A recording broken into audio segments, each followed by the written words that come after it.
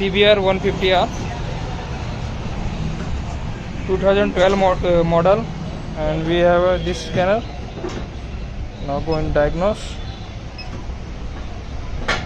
Honda auto scan, ECM,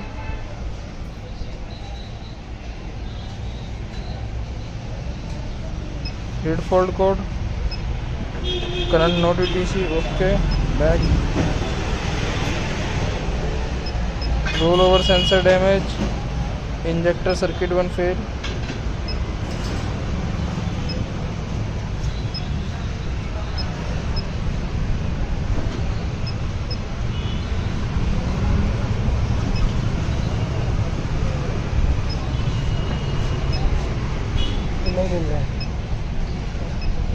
and you can clear from here. You can clear.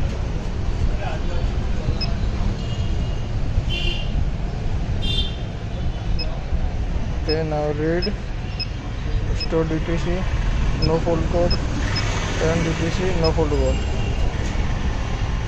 and no other options like live data and other, because this is a 2012 model,